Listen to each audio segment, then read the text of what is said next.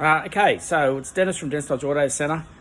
Just here at my shop at the moment. Got a FA20 engine that's come in out of an 86 race car.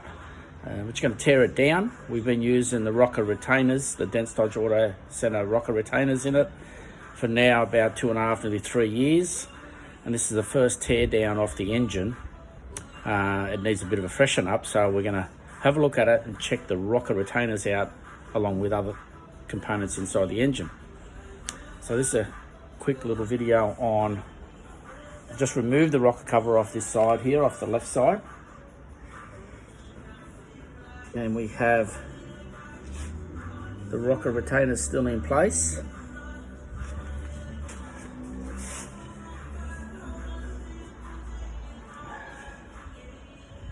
Like so.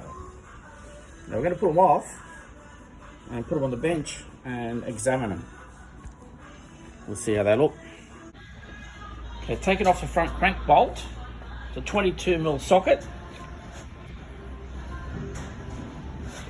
I'll use an impact gun. I've already cracked it, but line it straight out. There we go. Gone a bit further with it. Right, here's the FA20 with the timing case off. A couple of important things to look out for when you're assembling one of these. There's some critical O-rings that need to be fitted correctly. There's an O-ring here. That's your oil supply to the oil pump from your pickup. There is an oil feed here to your top tensioner. There's an oil feed here. Now all these O-rings need to be fitted correctly to maintain oil pressure. If these O-rings haven't seated incorrectly or been forgotten, you will toast your engine pretty quickly. So here's the timing case on the bench to show where that O-rings go. So there's one of the O-rings where it seals. There's your main oil supply O-ring there. That goes in between the timing case and the block. That's really important. That feeds the oil to the oil pump. Okay, then the oil is fed through here, into there, into here, or out of there, right? So it feeds through the oil pump, through this gallery and up in here, up in there, and all obviously here. So on the motor side, there's your feed for the head. There's your feed here for this side. And there's your other feed here. So these are critical O-rings that need to be placed correctly before fitting the timing case. And there's your timing chain, there's your lower tensioner, top tensioner, water pump housing and lower case is still on. Okay. During the removal of the timing case, one thing I noticed with it, and one thing I need to point out, is that it's always best to remove the oil pump drive off the crankshaft prior to trying to remove the timing case. The timing case is stuck on with this massive amount of silicone from factory, massive amount. So it is difficult to come off, so just be careful to keep prying it around till you get it off. But this part here should be removed. That's your oil pump drive, which goes on the front of the crank. You can actually, once you've got the harmonic balancer off, you can carefully just slide that out off the crankshaft and out of the oil pump before you remove the timing case. It just makes life so much easier to remove the timing case. So that's another thing to note. But yeah, again, really important. O-rings to be fitted correctly to the oil supply, oil feeds. Really important.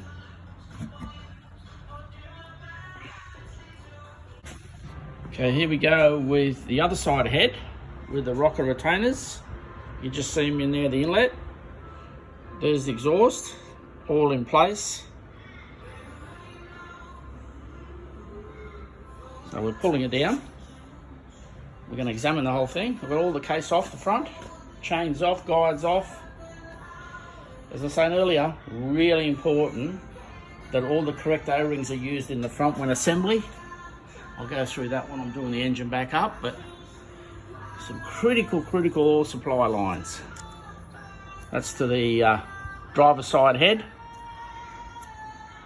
There is an oil supply here to the other side head. There's obviously an O-ring that sits in there, O-ring sits in there, O-ring sits in there, and a big O-ring sits in there to the oil pump supply. There's obviously other critical little components here, oil pressure. So these areas don't need silicone around them. Really important you don't put silicone around these. They only need the O-rings correctly placed to hold something to hold them in place. I usually use a little bit of Vaseline or rubber grease, and silicone only around the areas where you see the grey silicone, which is mostly on the outside. I think there's only 1 or 2 areas on the inside you use a bit of silicone. Here's one here, a little bit of silicone there, and a little bit here. There's a little bolt that goes through there, and there may be one other little place here you use it. That's just so oil doesn't seep through the bolt hole and out. But critical you don't put silicone on any of the oil supply holes. They only have O-rings. You don't want silicone in there because it'll clog things up. Really important. So I'll go further and pull it down. I'll just take the cam box here and then I'll go back to it and show you. So here we go again. I'm just going to show you the cam box off this side and the rocker retainers in their place. Now, mind you, this is after nearly 3 years use. This is one of the very first engines that I did 3 years ago. And again, O-rings, really important. They get placed when assembly in the right place. No silicone around them. No silicone around them. I'll show the cam box. There's the cam box here. Now, on the cam box, it's really important here. I'm going to pull something out here that many of you don't know. There is a little oil screens which supply oil to the variable cam gears. Just see if we can get them out. I don't want to damage them. I'll probably reuse them. There we go. There's one. I'll just get this other one out. They simply just sit in there. They're not tight fit in there. So there's one of them. Should be super clean, like that. There's one there. Sits in there of the cam box. It's really important it goes back in. That's super clean, so that's nice. Inside the case, it's really clean. So it's done a fair bit of work, but plenty of oil changes after every meet or second. We do an oil change on it. This second one's becoming a bit of a bugger, but anyway, there's one in there. It also comes out. Always check those, make sure they're clean, and fit them back in when assembling. Okay, here it is after 2.5, 3 years of racing. Our Denstoj Rocker Retainer kits. This is the Series 1 or the first generation rockers or rocker retainers.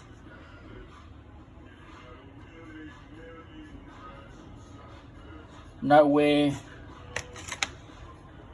on the pivot. Pivot's fine, every one of them. No wear on the rockers. Clearances are all perfect still.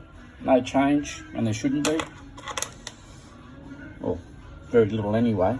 Normal wear and tear on an engine, but especially after 3 years of flogging on a racetrack. But other than that, it's all good to go again.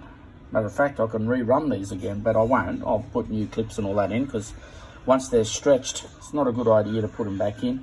Although you can stretch them and crush them back up and put them on tight onto the actual rocker, and you should be right to run them again, but as long as they're good and no wear on them. Some of them might show signs of wear on the bottom a little bit where they've been clipping the bottom of the pivot, but these are all good. So they were nice and tight on the pivot. Sorry, on the, not tight on the pivot, they've got to be loose on the pivot, sorry. They were tight on the rocker. Yeah, there's no wear and tear on them. They should not wear. There's no contact with anything apart from clipped onto the rocker. And only in the event of rocker float, valve float, sorry, that you should have these as a backup to hold the rocker in its position. And that's all it does. So there you go. It's as good as new. As good as when it was first put in, because there shouldn't be any contact on any of the components as the rockers are working. There shouldn't be any wear on them, but if there is a little bit, that's due to the rocker, the actual bottom of the clip contacting the bottom of the pivot in some cases where these are a bit loose. But if you crease them a little bit in the middle here and push them up hard onto the rocker, you're not going to encounter that problem. But the new bespoke pivots are slightly improved version, so we'll show you that on the next engine that we tear down with those fitted. So but we're running those in quite a few engines as well now. There you go. There's the engine all pulled down. I'm ready to send the heads away and get them all fully serviced and machined. Make some slight little improvements on them if we can within the 86 series regs. We've got to stay with what you can and can't do on them. There's not much you can do on them, but at least we can take a little bit off the head, do a slight port on them. Anyway, we'll see how far we can go with them. We'll stay within the regulations though, and we'll freshen it up and get it back out there again. There you go. It's not out of that car. This engine's not out of that car, but it's out of the 86 series car. This one's mine up there. Just tucked it away for the weekend and ready for the next track day.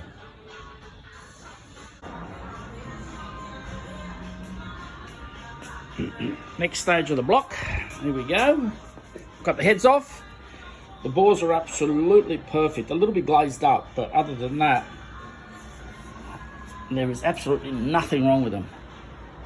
Matter of fact, a light hone and a set of rings is all this is going to need. And just service the cylinder heads. Absolutely perfect. What a beautiful little motor.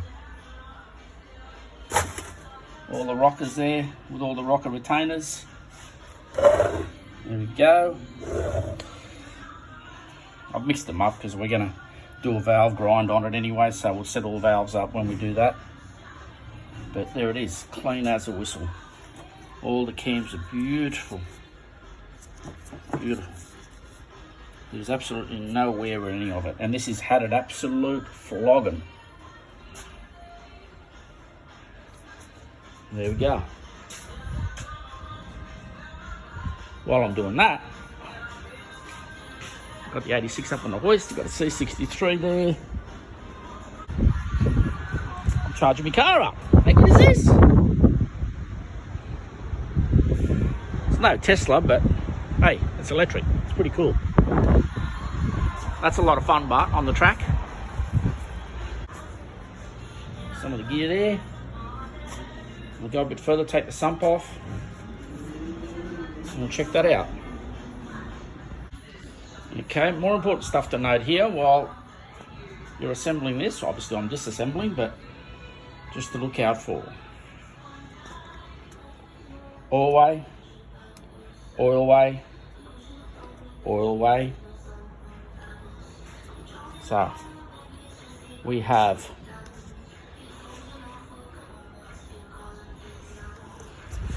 Sorry. These orange ones are coolant. Okay. Some of these are oil, some of them are coolant. That's coolant, that's coolant, that's coolant.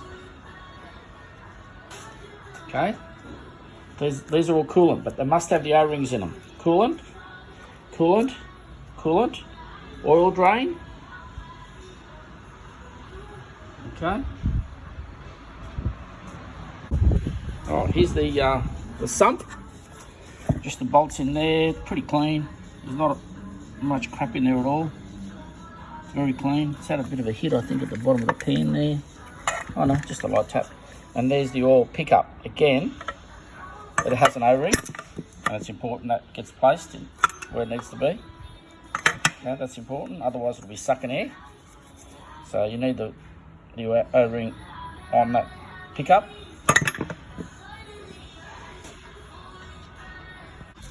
Okay, so here we have the block with the pistons inside, and bare block really, other than that. So it's a short motor. Block looks good. The bores are really clean, really nice. I think what I'll be doing with this, I think we're going to do a reasonably inexpensive freshen up, and that is, we'll just clean the pistons up, hone the bores, and we're going to put a new set of piston rings. We'll check the bearings and everything else, but I think we'll even leave them. It's not had an oil issue at all. Everything is within tolerance. Everything looks really good. So I think just the freshen up. And the power gain out of these usually is in the head anyway, but obviously you want to make sure you change the piston rings and make sure the pistons and rods and all that are okay. Yeah, awesome. It's a pretty good result really. The whole thing's held together pretty well. I'm pretty pleased with what I see. It's a very nice little package.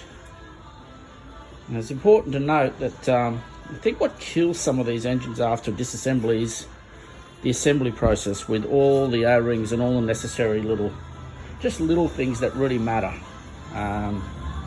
You know, if you've got a case where coolant's mixing with the oil, it may not be head gaskets, it may be just that one of these O-rings here, simply this one or this one or this one here, has fallen out during assembly and it's not sealing. So there's little things to watch out for.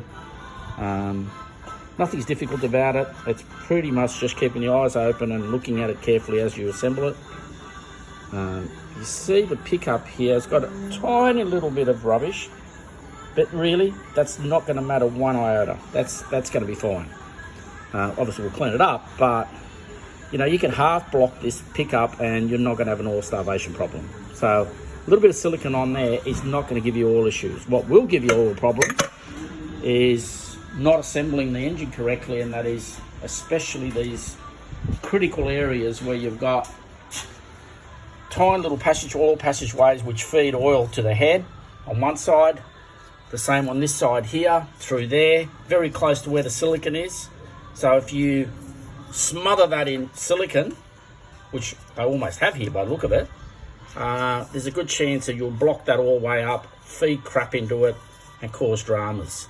The little screens here, as I said as well, really important that they go in. That just keeps the oil nice and clean to the variable cam gears. And you see the heads are in really good nick here. Bit of crap there's blown in by the big winds we've got here at the moment, but you can see the heads and the valves and they're just absolutely perfect. Both heads are nice.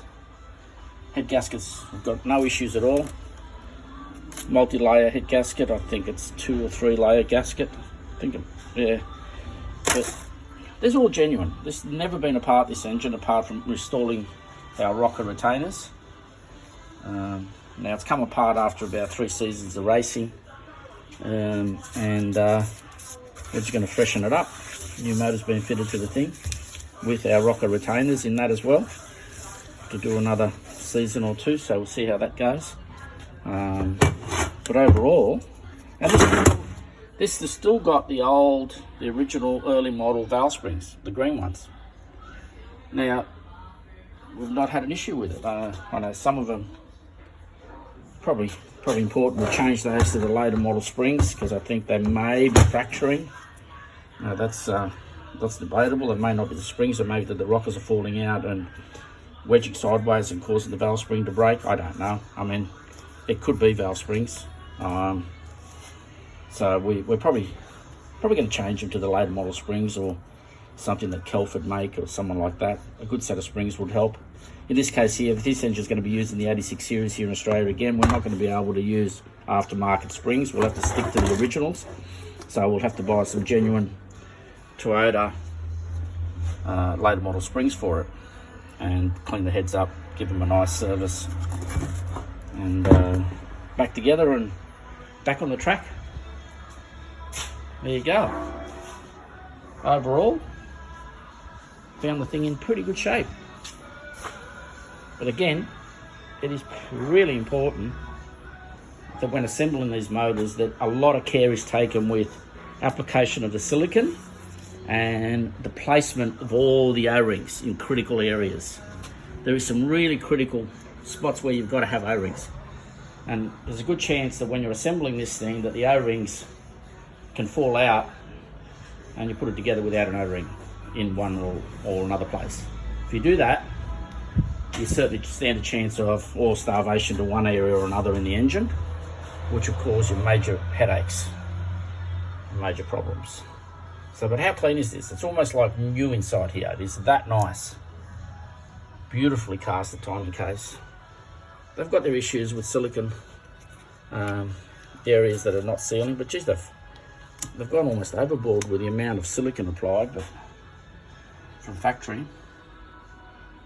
There you go. We'll get this back together and back on the track. Thank you.